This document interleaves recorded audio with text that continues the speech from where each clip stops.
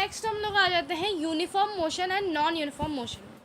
Consider an object moving with a straight line, let it travel 5 meter in first second, 5 meter more in next second, 5 meter in the third second, and 5 meter in the fourth second. In case the object covers 5 meter in each second, as the object covers equal distance in equal interval of time, it is said to be in uniform motion. The time interval in this motion should be small. In our day-to-day life, we come across motions where objects cover an equal distance in equal interval of time.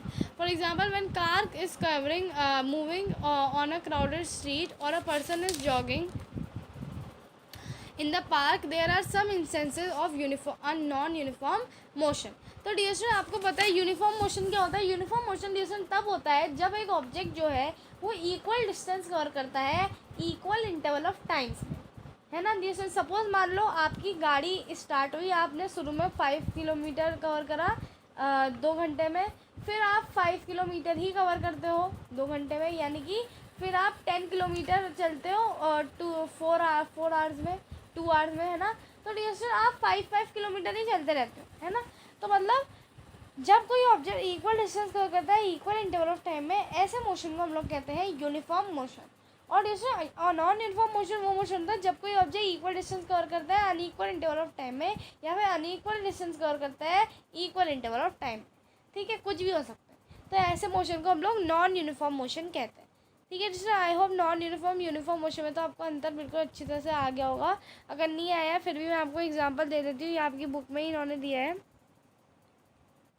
Time है 9:30 बजे, 9:30 बजे से भी पहले गाड़ी कभी start हुई होगी। ठीक है, तो distance travelled by object A is 10 metre और distance travelled by object B is 12 metre. ठीक है, नेक्स्ट उन्होंने दे रखा है 9:45 में, यानी कि 9:45 में distance travelled by object A is 20 metre, यानी कि 10 मीटर की डिस्टेंस एक्स्ट्रा कवर करी उसने, है ना।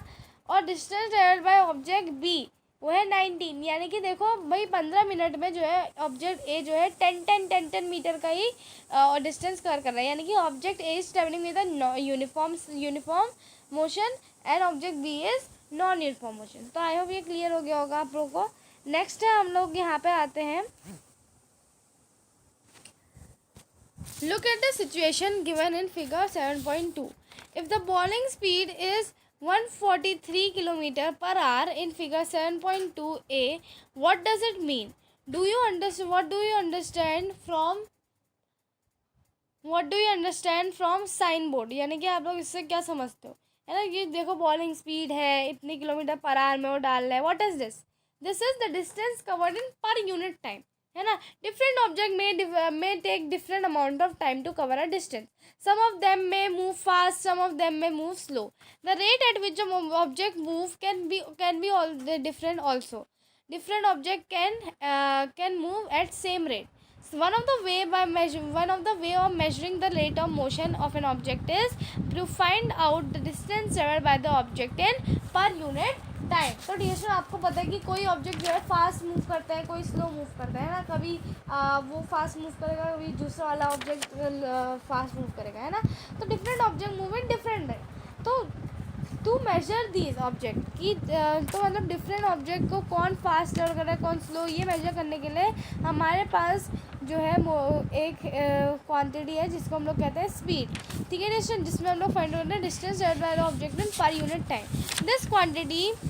This quantity is referred to as speed. ठीक है, द SI unit of speed is meter per second. It is represented by the symbol of meter per second या फिर मीटर पर सेकेंड इनवर्स जो आपका है वो ऊपर गया है।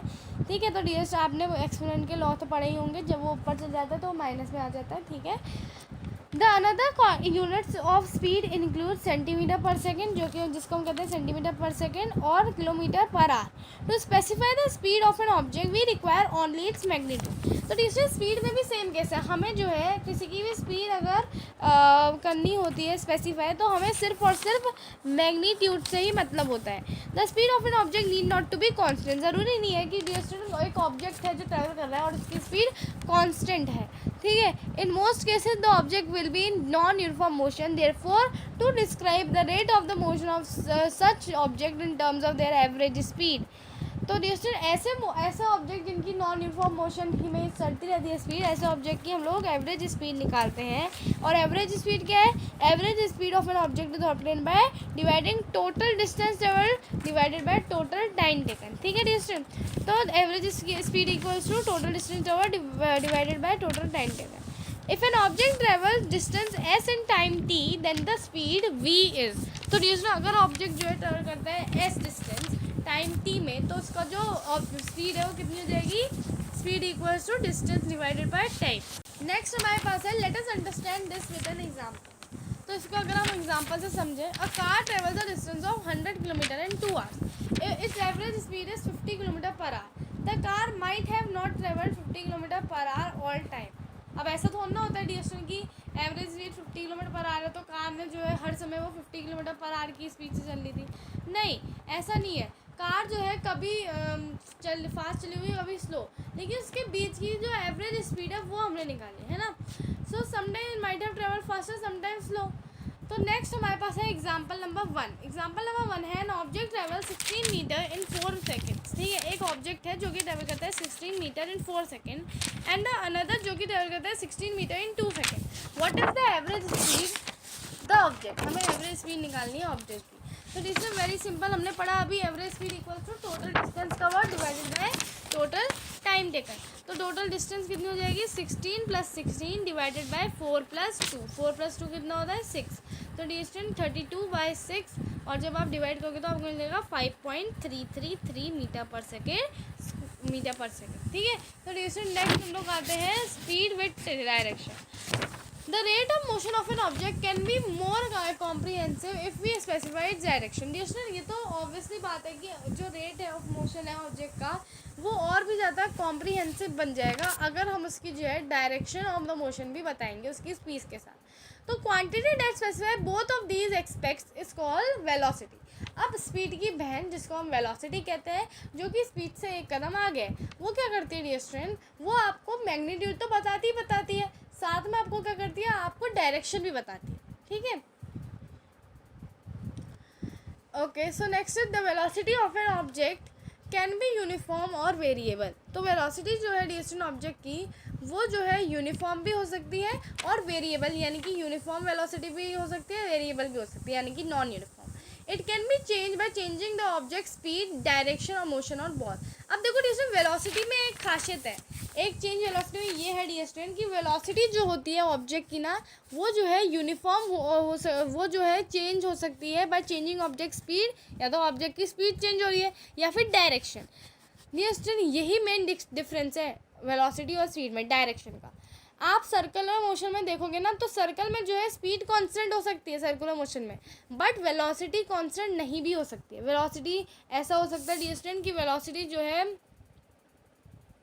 उस वेलोसिटी कांस्टेंट नहीं होगी, बिकॉज सर्कुलर मोशन में आपके हर टाइम डायरेक्शन चेंज होती रहती है, और सिर्फ डायरेक्शन की वजह से जो वेलोसिटी होती है वो हर बार चेंज होती है। तो distance it can be change by object speed, direction of the motion और both. When an object is moving along a straight line at a variable speed, we can express the magnitude of its rate of motion by the terms of average velocity. It is calculated in the same way as calculated average speed। तो average velocity भी same way में calculate किया जाता है जिस तरह आप average speed calculate करते हो। ठीक है, लेकिन अगर वेलोसिटी जो है ऑब्जेक्ट की वो चेंज हो रही है यूनिफॉर्म रेट में, यानी कि यूनिफॉर्म रेट में अगर आपकी वेलोसिटी चेंज हो रही है, तो आपकी जो एवरेज वेलोसिटी होती है उसको हम लोग निकाल लेते हैं बाय टेकिंग अर्थमेटिक मीन। कैसे?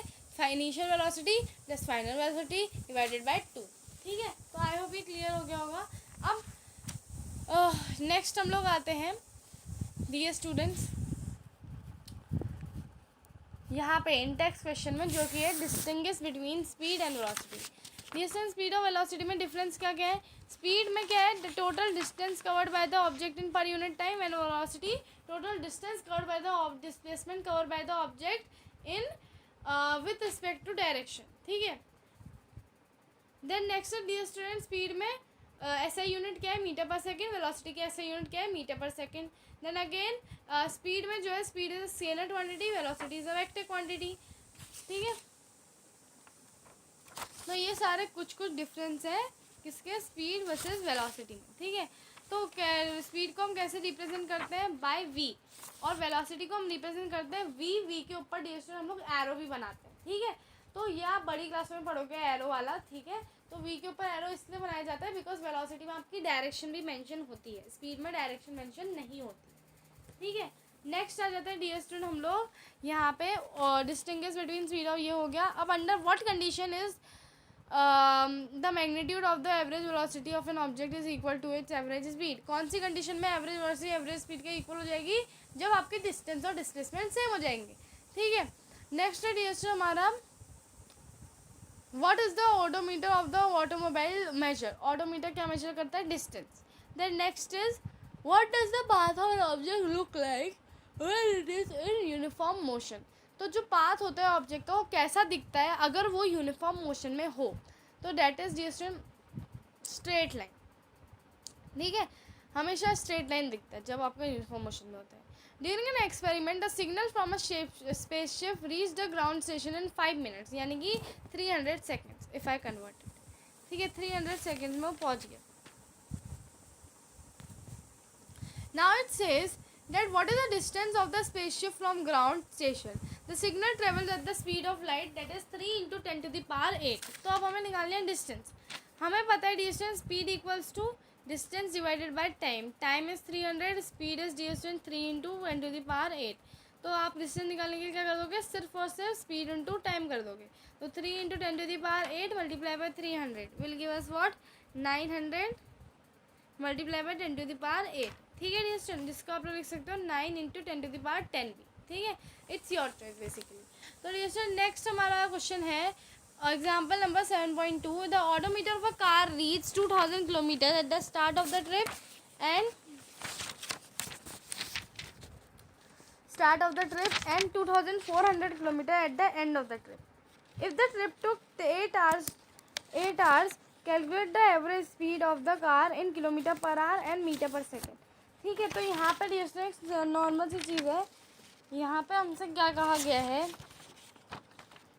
यहाँ पे हमसे तो इतना कहा गया है कि जो ऑडोमीटर होता है जो डिस्टेंस रीड करता है कार की, उसने जो है रीड करी 2000 kilometre start of the trip, यानी 2000 किलोमीटर पहले कभी करा होगा उसने, है ना। तो स्टार्ट ऑफ द ट्रिप में उतना था और एंड ऑफ द ट्रिप में 2400 था। एवरेज अगर वो 8 आवर लगते हैं उसको, तो calculate average speed in kilometre per hour और मीटर पर सेकेंड। तो डिस्टेंस देखो, एवरेज स्पीड क्या होता है, टोटल डिस्टेंस और divided total time taken. Total distance का और is 2000 minus 2400 minus 2000 will give you 400 metre की डिस्टेंस ने कवर करी है, ठीक है, किलोमीटर की डिस्टेंस डिवाइडेड बाय 8, तो दिस विल गिव अस 50। तो 50 kilometre per our is the speed in kilometre per our. लेकिन हमें मीटर पर सेकंड में निकालनी है, तो 550 इंटू 5/18 जो होगी आपका आंसर कितना आ जाएगा, तो आपका आंसर जाएगा 113.9 मीटर पर सेकेंड, ठीक है। अब नेक्स्ट आता है ऊषा वाला, ठीक है।